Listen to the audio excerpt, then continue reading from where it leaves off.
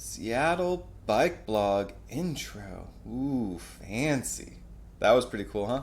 Welcome to the first of what I hope is a series of videos for Seattle Bike Blog. I am your editor, Tom Fucaloro. I've been the editor of Seattle Bike Blog since 2010, and uh, I'm hoping to start a series of videos where I just sort of casually talk through some of the stories that have been on the blog lately, maybe provide a little extra context, provide the story content, I guess, in a little more of a casual, stream of consciousness way, and kind of talk through some of the issues with you. So for people who, would rather listen to the news, or for people who, I don't know, just looking for something to watch, I guess.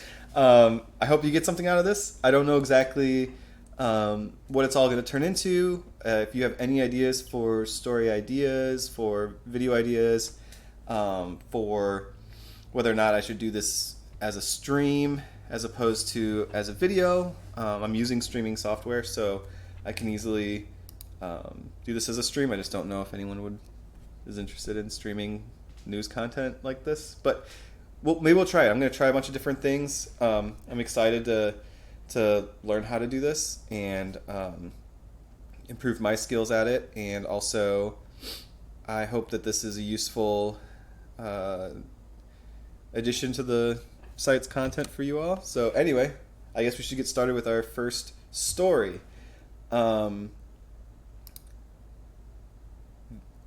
Eastlake Avenue. So it's the RapidRide J project. Is this big multimodal improvements project centered around major bus improvements that are happening between Roosevelt Station at 65th and Roosevelt and downtown Seattle. So as we can see, if we zoom in here on the map, it starts up here at 65th. Here's the station that's opening in 2021. And this project, this whole bus project, is scheduled to open in 2024. It has a bunch of federal funding, so as a result, the Seattle Department of Transportation has worked with the Federal Transit Administration. Is it administration? Federal Transit Administration. Look at me. To put together an environmental assessment, which is something that you have to do for every transportation project that includes significant federal funding. And they work together to produce a report about this whole project, looking at the basically the benefits, the trade-offs, and talking about kind of laying out why they chose the preferred design choices that they've chosen. So the assessment is the document. Like, creating that document was the federal assessment, and in fact, if you look at the text of it, it is actually authored by both agencies. So this report is by the Federal Transit Administration and the Seattle Department of Transportation, and it is signed by representatives of both. So, I think that's something that's important to understand here, that this is pretty far along, and the kind of both the local and the federal level are on the same page about this, which is cool. It's cool to see. It's especially cool to see because one of the key pieces of this project is bike lanes. This is a major bike route. It is designated as such on the Seattle Bicycle Master Plan. There's already protected bike lane from Roosevelt Station, the future Roosevelt Station, at 65th and Roosevelt, on Roosevelt southbound, all the way across the University Bridge. And then there's a bike lane across the University Bridge the other direction too, that turns into a paint-only, skinny, door zone bike lane up 11th Avenue, which turns into 12th Avenue at Ravenna Boulevard. And that bike lane, it's not the worst bike lane in the city for sure. But if we're going to do this big street upgrade, we should upgrade that bike lane so that you have, it's kind of unbalanced right now. You have this really nice protected bike lane in one direction, and then sort of a painted bike lane that comes and goes as it pleases in the other direction. So this project will create a complete protected bike lane all the way northbound to Roosevelt Station, which is going to be wonderful. But the crux of the project's, I guess, controversy, the most disputed portion of it is definitely on Eastlake Avenue itself, between the south end of the University Bridge and where it intersects with Fairview Avenue North, sort of in the Eastlake, South Lake Union, no man's land. So right now, if you are familiar with the area, there's a bridge that is actually closed right now because they're rebuilding it. Right here, where kind of right just south of that intersection. So this is all closed. But when they rebuild it, that bridge is going to have a two-way bike lane on the north side of the road, on the lake side of the road. And the project is going to extend that two-way bike lane kind of through the parking area that exists all the way to Lake Union Park. So you'll be able to just have, it'll feel a lot like Westlake, which is, of course, on the west side of Lake Union. It'll feel like that all the way up to until you get up to Eastlake, which should be very nice. Huge improvement over today, in which you're just sort of like given a bunch of really bad choices if you're on a bike. Like, well, you could bike on the sidewalk, but the sidewalk's busy and it's skinny. You could try to bike through the parking lot, but it doesn't go all the way through to where you need it to go. And of course, it's a parking lot, so people are pulling in and out of parking spaces, and you have to kind of go the wrong way down a one way a couple times. It's not a great situation. Or you can bike in the street and just pray that people behind you who can get going pretty fast on that street see you. I mean, it's none of these solutions are great. So having an actual dedicated bikeway there makes a lot of sense. Once you get to Eastlake, the two-way bike lane will transition. It'll be bike lanes on either side of Eastlake Avenue, and they'll be separated buffer space with some kind of barrier, and they'll go, when you get to bus stops, they'll go around the outside of the bus stop. So each of these completely rebuilt RapidRide stops will have platforms that the bus lane will go around. Okay, I'm going to cut in here because I thought this would be useful to actually show you some images with a little more detail. So here's Valley Street. This is Lake Union Park up here, Center for Wooden Boats.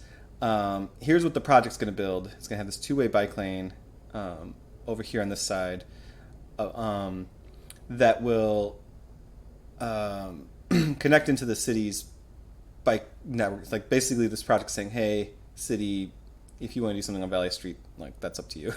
So we might need to pressure the city to, if we don't like the way that Valley Street is designed today, with this little bike lane squeezed in here, maybe we need to put a little pressure on them. It probably makes sense on Valley to put a two-way bike lane here, or if the city cannot find a way to complete another path that is separated and safe and complete, kind of through the park along the rail over here. This sidewalk goes in front of a bus. This is not a good, right now people kind of are routed down the sidewalk. It's not a good option. There's too many people walking. That should be sidewalk. Their bike lanes need to go somewhere else. But anyway, that's beside the point for this project. So the bike lanes will kind of be in the parking, where the parking area is down here. But then before you get to Yale Street, it does transition to this sidewalk, which is, it would be cooler if the bike lane continued. But this is the plan right now, a much wider sidewalk. And then it will transition on street. It'll be a two-way protected bike lane on the actual street, which makes a lot of sense because this street does not need to have lots of extra lanes the way it was designed previously. As you can see here, I mean, this has been the design for the bridge all along, which is very similar to the bridge as it was right before they tore it down. We have the two-way bike lane here, except previously you had to like share that space with people walking. Now people walking will have their own sidewalk, and then there'll be two-way bike lane entirely separate, which is great. but there's no reason why if you have one lane here, why you would need more than that here. So it makes sense to just continue the bike lane because it's not like no additional cars are entering the road between here and here. So there's no reason to have more lanes here. And this actually allows them to not have to touch this parking area here, which would be much more expensive. And honestly, water-based businesses are limited in their parking, though these are some pretty big parking lots, so not that limited. But if you can just do it on street and it is cheaper, then sure, let's do that. That's fine with me. Okay. This area is where it gets pretty interesting for transitioning. That I'm a little... The exact details of this, I can kind of see how they might work. I wish that there was a little more protection here for people coming this way. If you're trying to get onto Eastlake, into the Eastlake bike lanes, you have to transition here and wait in this bike box for the signal to change, and then you'll have to come over here to get into the bike lane. This area could use a little more protection, I think. So I hope that that's something we can work in at some point. This isn't like a deal breaker. Like the bulk of the project is really strong. But if we're talking about changing some details here or there, if there's a way to make this transition work better for people biking, we should do that. Because especially if this is really busy. I mean, how many people are going to be able to do this at the same time? You might, if you go over and look at Westlake, look at how many people can pile up at a stoplight, to get onto 9th Avenue. They won't fit in this box. Like there's physically too many people. So you don't want to back up into here, right? So this can use a little more thought as a high capacity bike route. But the point is they have the bike lanes there, which is the really important part. All right, so Eastlake Avenue, here is what a station will look like. So you'll have bike lane each direction with protection, and then when you get to a station, the bike lane actually routes behind the station. Here's it's like a big speed hump here. So someone biking will actually have to go up an incline, and there'll be signs that say yield to people walking. And if there's a bus here and there's people getting on and off, like they'll have this little platform to wait on before crossing the bike lane. But if someone is intending to cross between the sidewalk and the bus stop, like you must stop for them and yield. Like that's their right of way. And this is basically the design. I mean, right now there is, as you can see, there's no parking on the street. It's bike lane now, and that's a good thing. All of these crosswalks today are really uncomfortable, and one nice thing about this change is that effectively if you're walking, you only have to cross this distance now instead of previously it was 5 lanes that you'd have to cross, and now you just have to cross one in each direction, which is so much safer, and it's a shorter distance to cross, and the likelihood of what they call the double threat is almost completely removed. And that's where if you're crossing, if you have multiple lanes going in the same direction, and you're trying to cross, and someone stops for you like they're legally required to, and then you start going, and then someone in the next lane doesn't stop and they hit you. It is an extremely common scenario that happens in cities, where person crossing the street completely legally is seriously injured or killed because you need everybody driving to obey the law. If one person doesn't, then that's a serious injury or death that we're talking about. So what this design does is it just makes it so much harder for that scenario to ever come up. If someone stops for you, then the people behind them will stop also because there's the only one lane, and that's exactly the way it's supposed to work. So that's kind of how, when you add bike lanes in a project like this, it has a huge benefit for people walking also. And it's not just about biking, it's about redesigning the roads so that making a mistake that costs someone's life or forever alters someone's life and health is harder to do. Like, it's just harder to hurt someone. The you don't like it makes driving easier by just removing options that are dangerous, that are unnecessary. So that's what this does, and it's really smart, and it will work. It will work.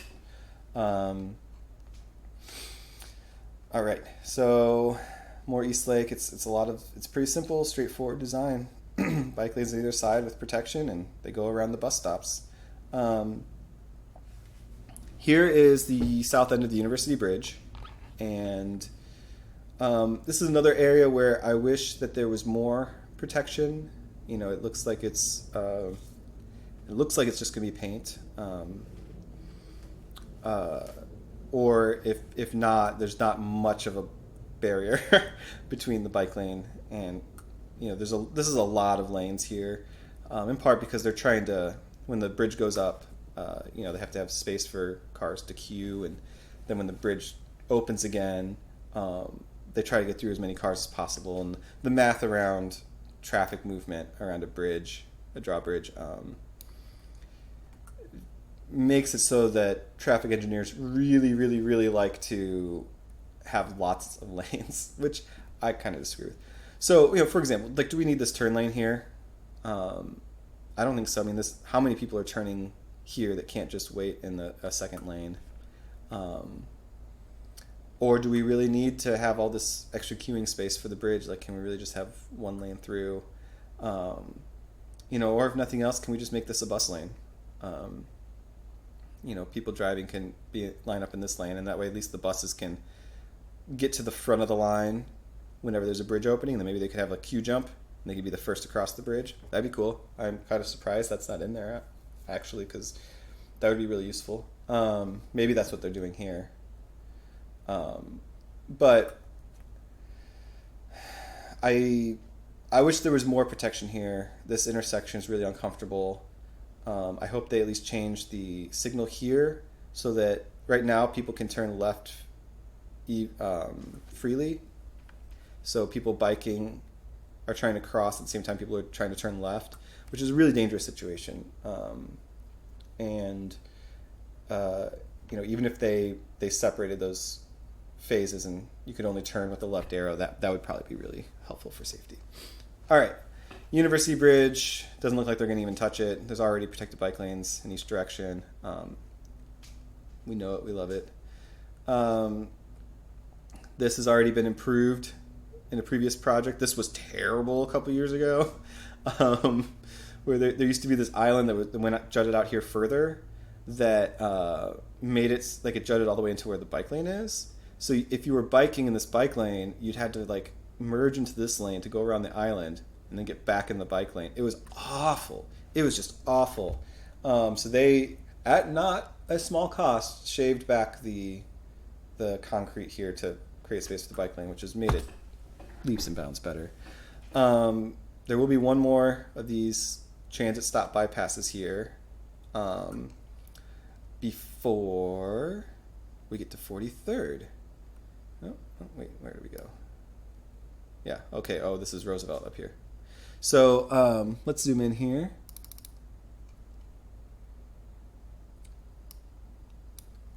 All right, so the bike lane's coming along, and then at 43rd, it's going to transition to the left side of the street.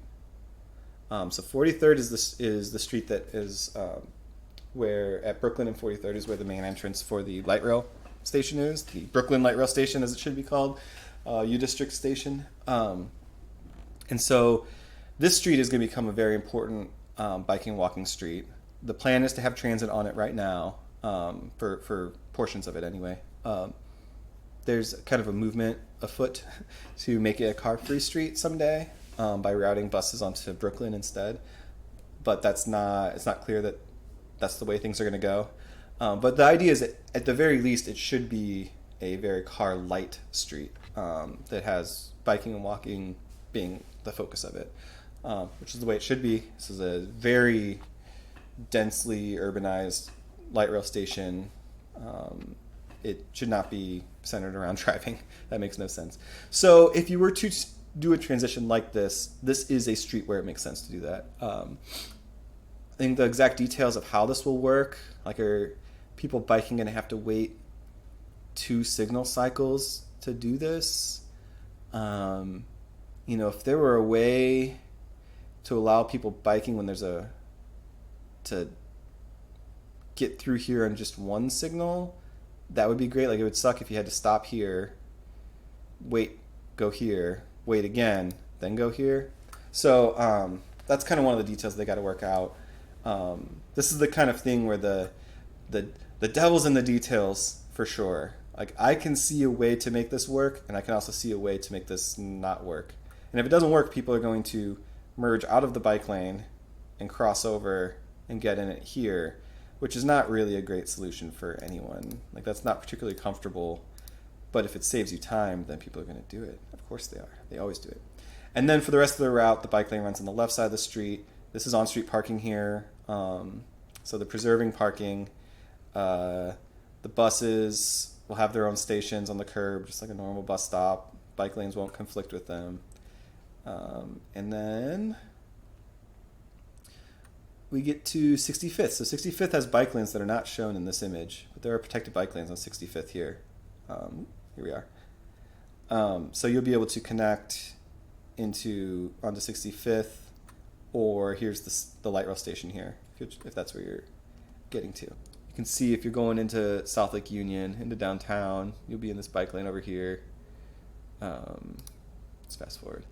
And then when you get to Valley Street, you're going to split off, and there's going to be a bike lane, one direction this way, and then the other direction, I guess they're going to try to... It's not great. Not a great solution here. I imagine a lot of people will actually come through the park here. Maybe either through the parking lots as they do today. Like, there's a little cut through right here that's like this wide. It's like one of the most important bike connections in the whole city, which is just kind of absurd. Oh no, it's right in here. So this is Daniel's Broiler, and here's this parking lot here. And if you cut through here, you can get onto this path, and then you can go wherever you want in the park. Past the Center for Wooden Boats. Much nicer than trying to do this Valley Street stuff and look out for the streetcar tracks and all that. Like, you can just skip all of that by going through here, but it's fairly unofficial. And every once in a while, someone tries to like block it off with like some parking post or something, and I don't know. It always gets reopened somehow. So if you're watching right now and you're the person who moves the parking stops out of the way, thank you. Doing a great service. So that's the Fairview section. I'm guessing some people probably will oppose it because people oppose a lot of things, but I have yet to hear a lot of organized opposition to that segment. I think that you can go over and look at Westlake. It's working pretty well, I'd say. I mean, it's absolutely packed with people. The safety record is really good. It's hard to look at that and not see a similar success happening on the east side of the lake, especially if they can connect the University Bridge to Fairview, to those new bike lanes. And that's what Eastlake Avenue is all about.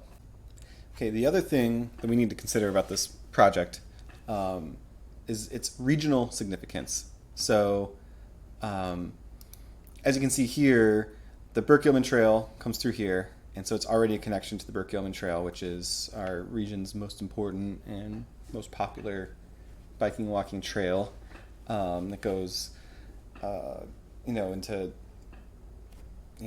it has bike routes into, far East County, East King County, has connections up into Snohomish. I mean, it's it's the Burke-Gilman Trail. We all know it. It's important, and this is may become the fastest way and most direct way between downtown Seattle and the Burke-Gilman Trail. So, right now a lot of people avoid it as much as they can. They'll go way out of their way to not, miles out of their way to not have to bike on Eastlake. So once this is complete, that's going to change. The University Bridge is going to get much more popular, and the Eastlake route's going to get much more popular. The other thing to think about is that right now the state is beginning work on, they're putting together the final details of what they call the rest of the West of the $4.6 billion SR 520 bridge replacement project, which is, there's already a trail on the 520 bridge all the way from Kirkland and Bellevue into Montlake. And so the next part of the project is to rebuild the Portage Bay Bridge here and connect between Montlake to I-5. And so what they're going to do is they're going to continue the trail thanks to some hard work from advocates. So let's look at some of those designs here. So, here's the 520 trail here that they're building. And then the next section will go underneath the bridge here. There currently is this underpass. They're going to make it much better. It's gonna separated biking and walking spaces. So you'll go under the 520 bridge, kind of by the NOAA parking area, the way it is today. The Bill Dawson Trail is the official name of this trail, in case anyone was curious. And then right when you get at this point, kind of right as you're passing underneath the south side of the 520, you will have a choice of either staying on the trail and going to Montlake Playfield and Montlake Community Center, that area, or you can veer off here and take a ramp up to the new trail on the new Portage Bay Bridge. You go across Portage Bay, and then when you get up to Delmar Drive East, and just right near Roanoke, East Roanoke Street, Roanoke Park is an existing park you may be familiar with. Interlaken is right down here. The 520 bridge is way below the street level, so in order to make an accessible route up to street level, this is not terribly steep grade, because you can't make it too steep and still have it be considered accessible. So you trade off grade for distance. So you can kind of do a couple loop-de-loops and get up onto the lid here. And then from there, you'll be able to go through here, cross Roanoke, and go into I-5, or into Eastlake. So that's the plan. So I think it's important to consider that the 520 bridge is going to connect into Eastlake right here in a decade. So long-term planning, sure, but that's what we're doing right now. We're rebuilding the street. We need to rebuild it for the future, in which this is the bike route to the east side for a lot of people. So that's an important context to remember. This is a very important street and will be very important into the future. So let's focus on Eastlake. The city anticipated a lot of pushback on this project because it removes a significant amount of parking on the street. So what they did is they went ahead and they completed a 100-page assessment of all of the bicycle options they could possibly think of. And you can see them here. There's 9 options, but really there's eight options that include a bike route. One of them is the no build, which is not an option. And they looked at, do we want to do the protected bike lanes like they have, one on each side of the street? Do you want to do a 2-way bike lane on one side of the street? Is there a way to and then they looked at a bunch of different combinations for how do we get maybe a combination of neighborhood greenways, or can we do it entirely with neighborhood greenways on side streets? And absolutely, anyone who's biked on Eastlake already knew the conclusion that they were going to find after 100 pages of study, which is that no, there's no other complete option that's going to work. Every single side street option has been tried extensively, and they are not functional, all ages and abilities bike routes, and they kind of cannot be. There's no way to do it, especially if you're trying to improve access and safety on Eastlake Avenue itself. If you're trying to get people to the businesses on Eastlake Avenue is the only street that works. No combination of side streets works, and no combination of side streets can work. It's just not set up that way. So probably the one that gets the closest would be, so what they, they called a multi-use trail on Fairview Avenue East, which doesn't make any sense. But if you tried to do a greenway on Fairview Avenue East, this is a kind of a popular concept. And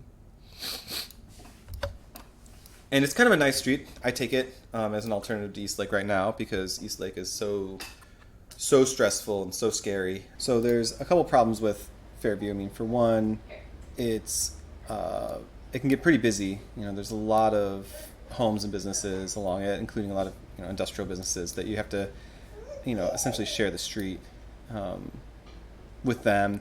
There's not sidewalks, so people just kind of walk in the streets. I mean, it's mostly calm and slow, but it's also maybe a little too busy in sections to really be considered a greenway. And the kinds of things that you'd have to do to make it safe for biking, I'm not sure bike lanes make sense there, and I'm not sure that there's much you can do to lower the traffic any further because it's just a street that needs to access a lot. So it's not a great greenway option anyway. And then you get to this problem, this section right here. So you're coming down Fairview Avenue East, and then it just ends. It disappears. You can see the power lines here. This is city right-of-way just kind of through the water, and this is a private community.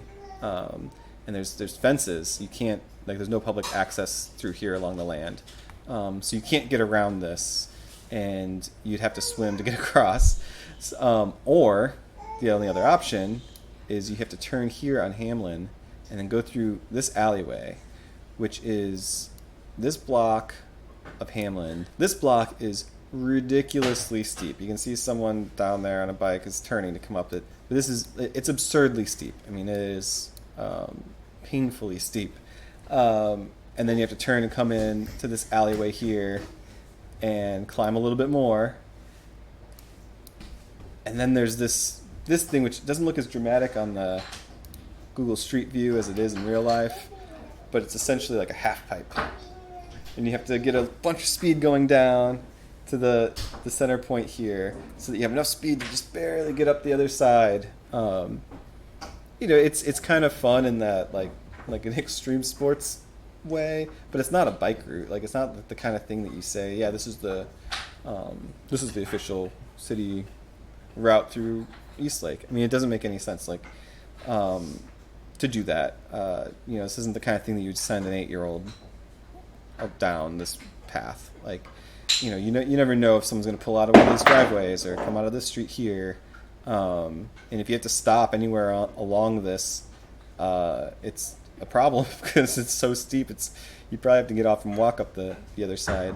And then the other problem is you get kind of a lot of speed, and then there's sidewalk here that people are trying to cross, and you kind of have to come up with a bunch of speed.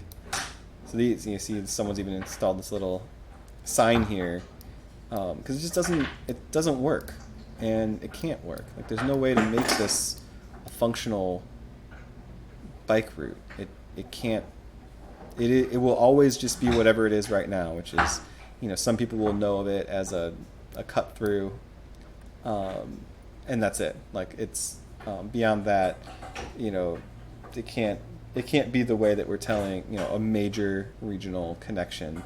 Like, we can't send everyone from the 520 bridge through here. It just doesn't make any sense. But then even as you wind through the alleys, you come back down here. You can have a choice to whether you want to go on Minor or get down to Fairview. But then once you get towards the south end, where you get into the very industrial area, once again you have two options: Eastlake Avenue or Fairview here. And this is a very busy. I mean, there's large trucks. This is not a greenway candidate, really. It's very industrial. I think in order to make this safe, you'd have to, again, we're talking about building bike lanes through here, somehow having a protected bike lane through here, or maybe even a trail along this side would be what would be necessary. And even then, again, all you've done is you've gotten someone on a bike down to Fairview Avenue North, you haven't at any point gotten them to any of the businesses along Eastlake Avenue. You haven't gotten them to Tops Elementary,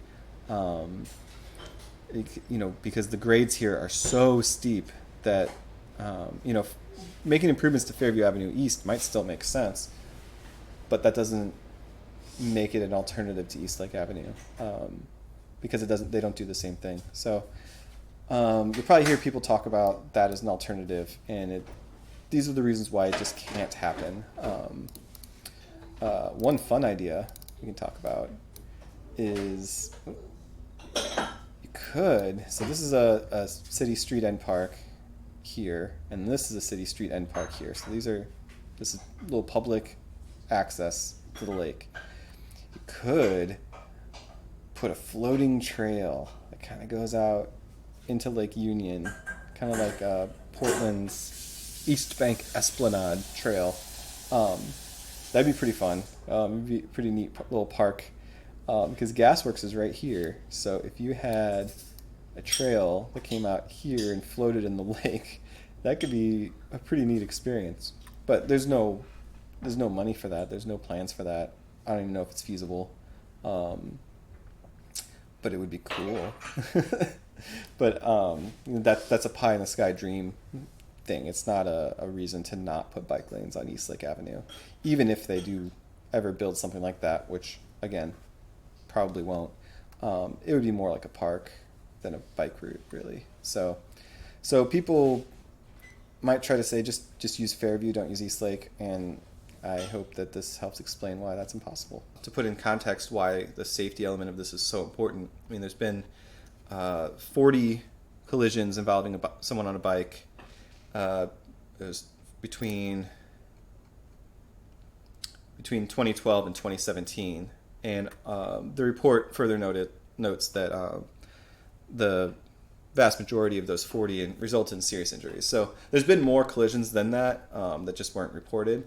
When they get to the point where they're being reported, they're pretty bad, and so people got very significantly injured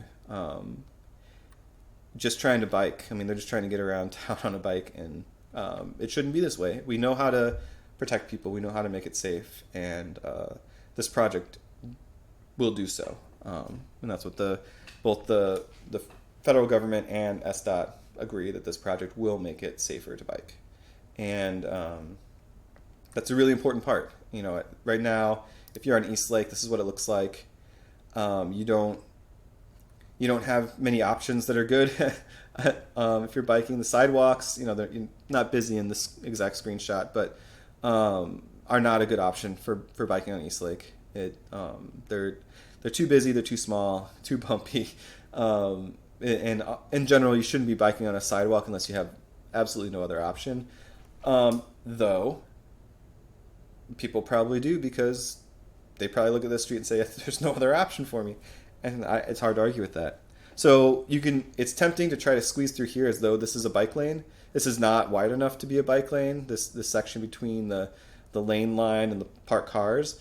Because if you need to give enough space, you should always give enough space between yourself and parked cars, that if someone opens a door without looking, that you don't run into that door. So you got to give yourself a door's width distance away from any parked cars that you're biking by. It is just one of those rules that I will not, that I will always follow. Like, it's not optional in my mind.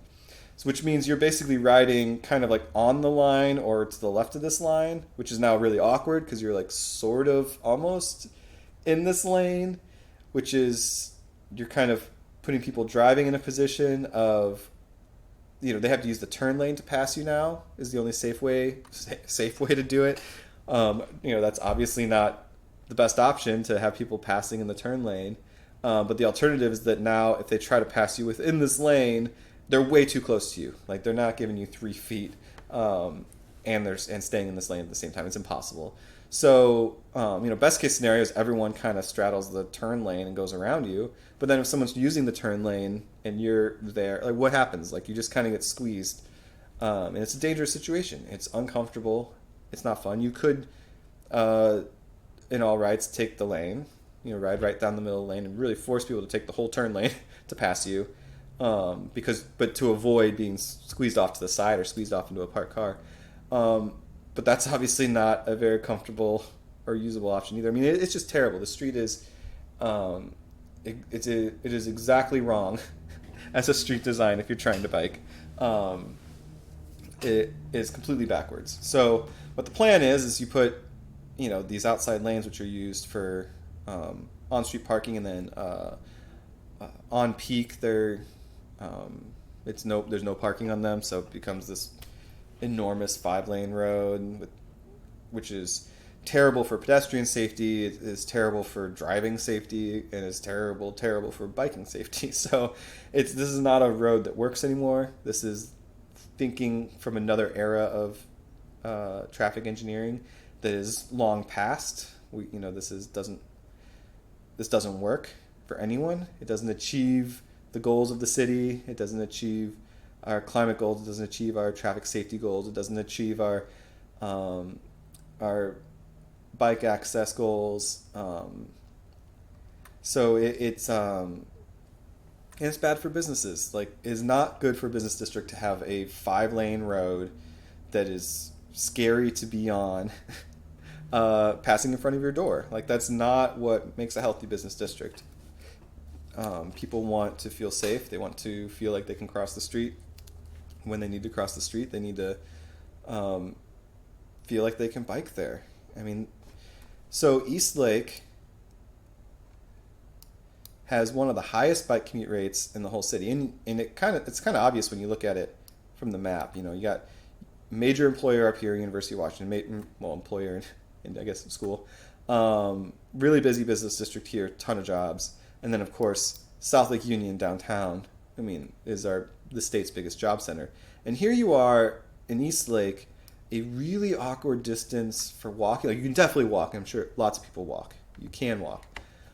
Or you could bike and be in any of these, places, any of these destinations in just a couple minutes. So biking just, it makes so much sense if you live in Eastlake. And so a really high bike commute rate. I mean, in 2012, well, I guess in the last census probably, upwards of 7% of Eastlake residents biked as their primary mode of getting to work.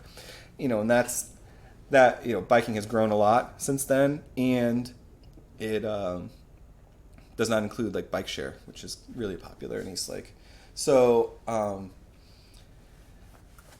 this project is also about helping people who live in Eastlake be able to bike to their local businesses or get to and from their homes safely. So I think that's a really important context here. Like, Eastlake is not a car-dependent neighborhood. It's a neighborhood that wants transit, and wants biking, and wants walking, and that's its only path to growth. It is not a place that makes sense to cram a bunch more parking in.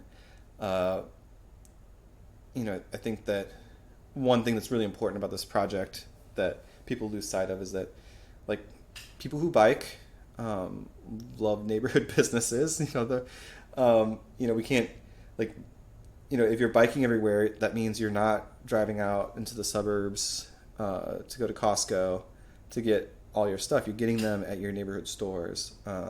And neighborhood business districts rely so heavily on people walking and biking and taking the bus.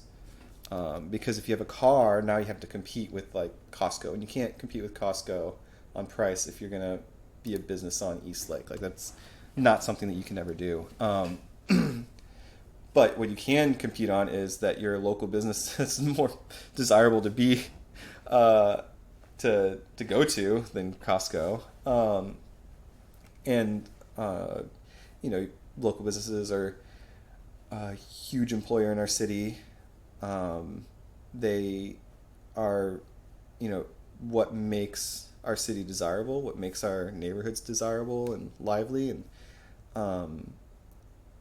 this idea that biking is going to be, bike lanes would be bad for local businesses is just so misguided, because as though they're in conflict. And nothing can be further from the truth. Like, if you bike everywhere, you absolutely love your local businesses, and you go there a lot because you're also completely reliant on them. They're not an option to you, like they're a necessity to you. So this idea that people who bike don't care about local businesses or something is just completely wrong.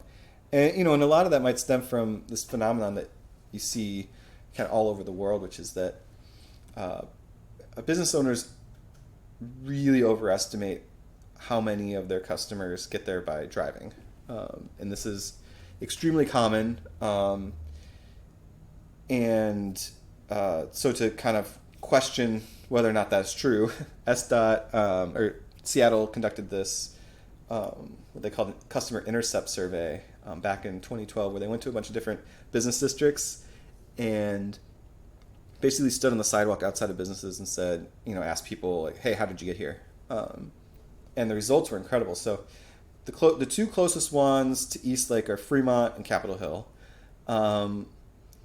So Fremont, for example, 22% of people got there by car. And this is before Lyft and Uber really blew up. So, because this is 2012, but this is also before bike share. So some of these numbers are a little fuzzy, but I think the bulk point is the same. Like driving yourself alone and parking has not gotten bigger than this. Like, in fact, all transportation trends in the city suggest it's getting smaller as a share of the whole. I don't know where car share would fit into this. I'm sure it would be a significant percent. But those are drop-offs. Those are not that you don't need parking for that. You need load zones, I guess. But I think the real takeaway here is that first, walking needs to be your absolute number one priority if you're a business owner.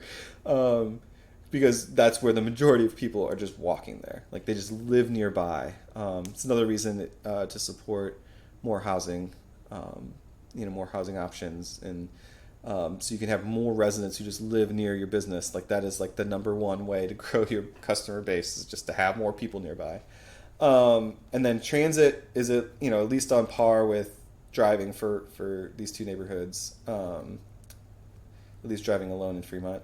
But like in Fremont, 9% of people biked there. This is in 2012.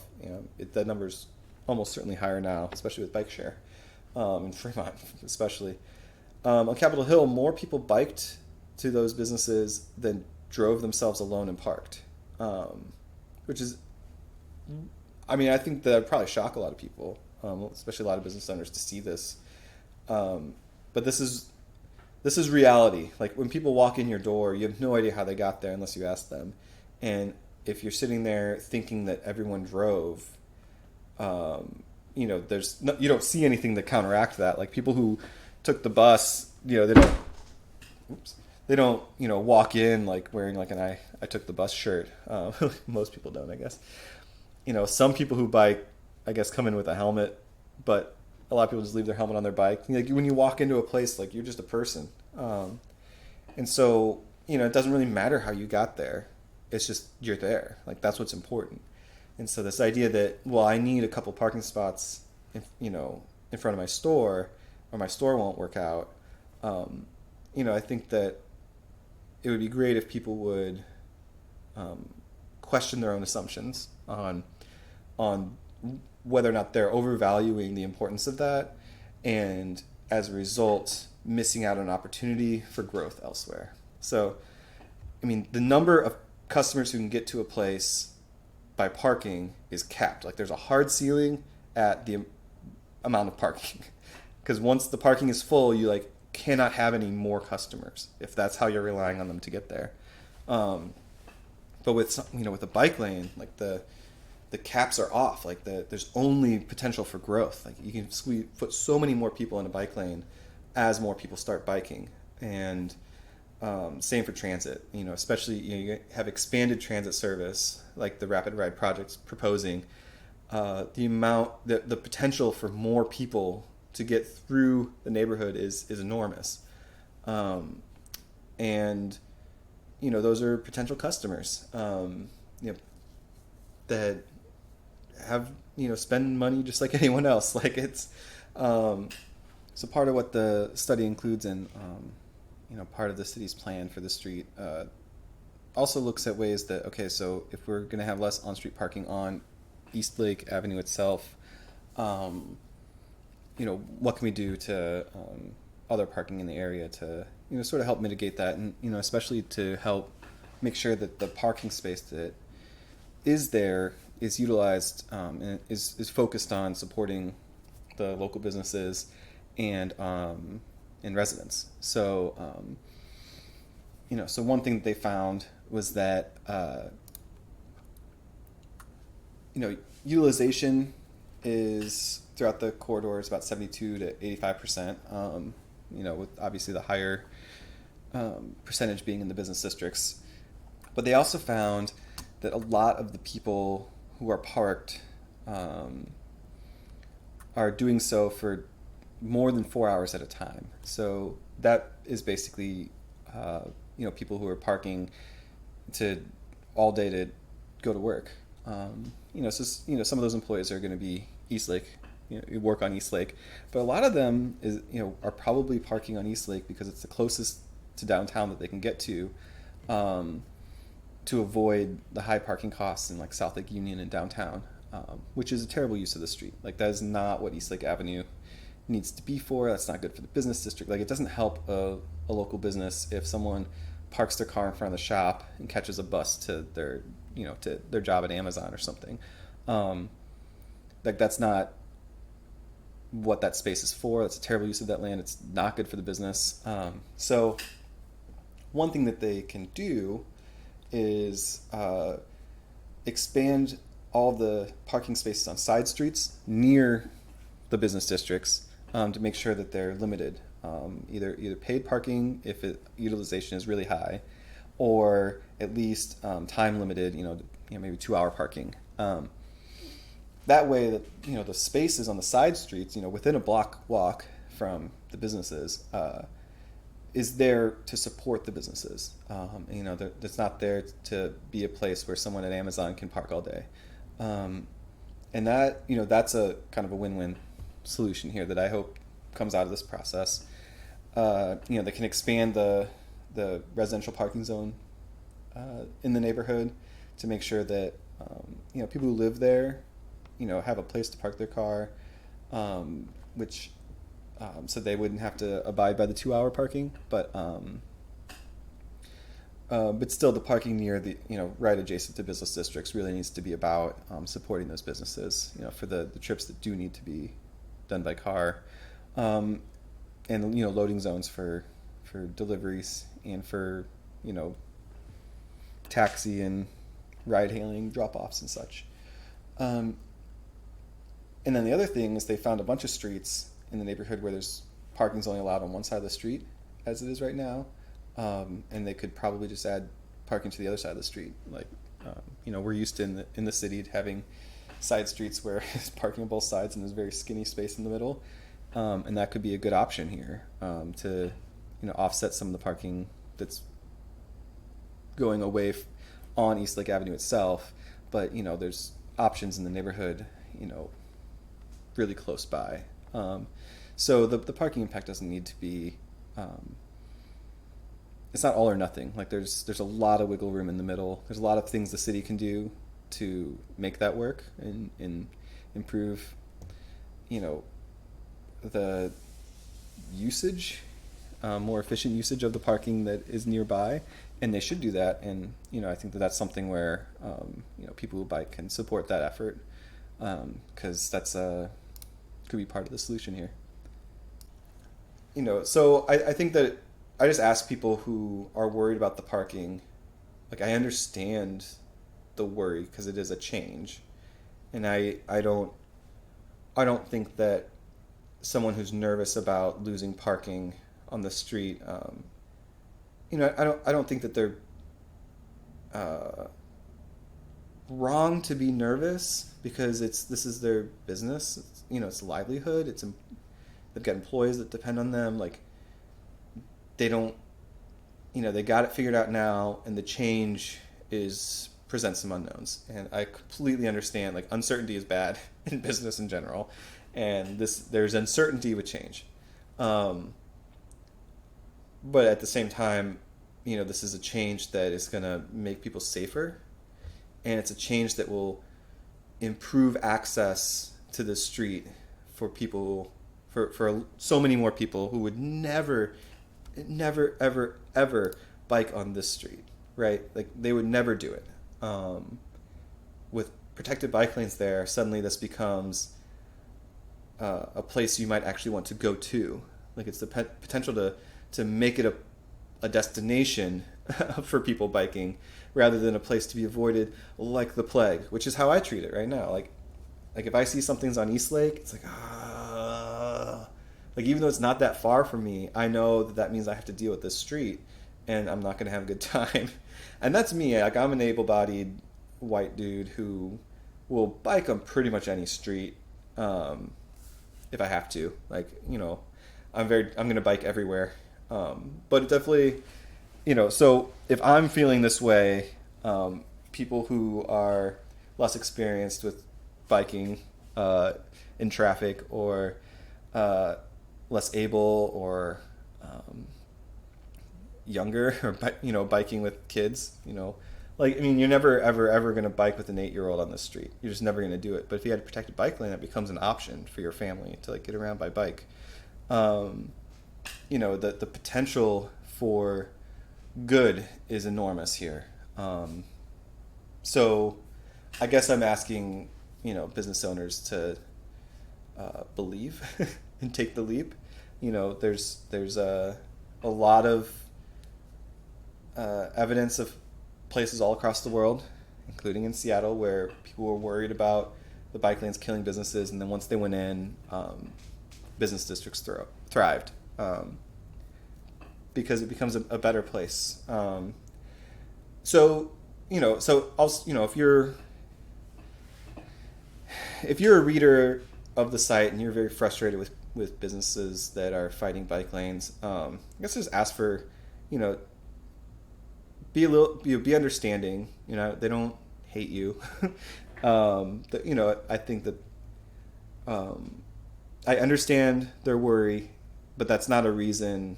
Someone being worried about something is not a reason to not do it, especially when the benefits are so huge, when the research is fully in favor of it, when you've got both the feds and the city on the same page about it, when you've got it, in long-term planning documents that have been passed by the city council.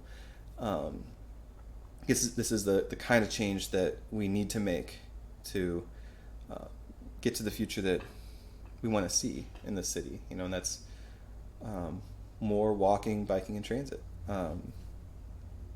We've got a climate emergency in this world, and the city's biggest contributor to climate change is carbon emissions from cars. So changes like this are part of that too. If we are going to do something about our climate emissions as a city, we're somewhat limited in what we can do to, regulate the oil industry, for example. But we can do this, in which we provide people with options that are less carbon intensive or completely non-carbon intensive, like walking and biking. And we have to do it. I mean, we have a moral imperative to make these changes. And, part of combating climate change is going to be that we have to make changes that are uncomfortable. And there's just no way around that. And this is part of it. This one street, is not going to solve climate change, but it is part of it.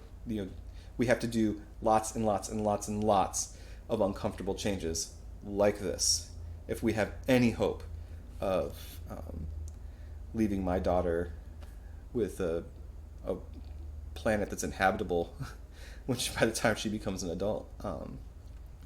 So we don't have a choice here. But we have to talk it out.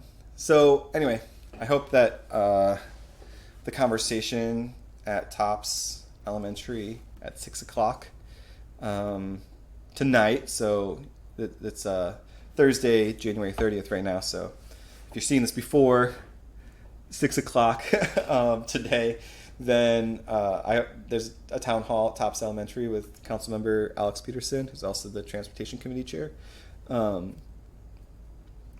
it. I hope that it's productive. I hope that people talk and listen to each other, and it doesn't just become doesn't devolve into yelling or just some kind of I hate bikes. Well, I love bikes. I hate bikes. I mean that like sometimes that happens with controversial issues like this, and public debate is not always very good at finding the nuance in everything. Like you have to just pick a team and fight. I hope that's not what happens, because this isn't like people who bike versus the neighborhood of Eastlake. That's absolutely untrue that that's what's happening, because the neighborhood of Eastlake bikes. So that's complete nonsense. This isn't people who bike against local businesses, because people who bike love local businesses, and we rely on them. They're not nice to haves for us. Like they're vital to us. And so I hope that nuance can get through. But we'll see. I don't think I have anything else to add on this. So how about we'll do this. If you have any questions, leave a comment either on YouTube or on Seattle Bike Blog, and I'll try to answer them in text there. And if you have any thoughts about how to improve these videos in the future, be sure to let me know. Here we can do... Ooh, oh, it's got my name. Right, okay, there we go. So I'm still learning how all this works.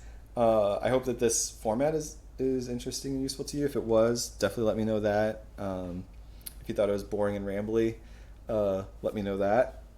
If you have any ideas for improvement, ideas for future content, be sure to let me know. If you liked it, hit that thumbs up on YouTube, I guess, and subscribe for more. And maybe in the future we can do more interviews. I can have other people here instead of just me talking, and I think that'd be really fun to do. And maybe we'll do a stream. Maybe someday I'll stream live, like I'm a Fortnite star or something. Maybe we'll just play video games. We'll do Seattle Bike Blog comments on playing video games. We'll do play some Rocket League, maybe car soccer. That would be really on brand for me. Playing car soccer. It's one of my secret indulgences. For everyone who says I hate cars, like, well, no, I like cars that are playing soccer with a very large, like, anti-gravity, slow-moving beach ball. If you haven't ever played Rocket League, I highly suggest it. It's one of those games where it's just like, it is so absurd that it's unbelievably fun. And I think in part because it looks at first like the worst game you've ever seen. But it's hard to take yourself too seriously when you're playing it. Because you're like, I am in a flying moon gravity car with rockets on the back of it trying to hit a beach ball into a goal. I don't know. It's beautiful. It's wonderful. I'm joking. We probably won't play any video games. Well, I don't know. Well, you know what? You let me know. Do you want to watch me play video games with other people who are into biking? Maybe that's what we'll do. Well, I'll invite people over who have something serious to say about bike culture and politics in Seattle, and we'll have a hard, serious conversation while playing Rocket League. Maybe that's what we'll do. Anyway, thanks for watching, and I'll see you next time. Oh, wait, let's play this again. Ooh.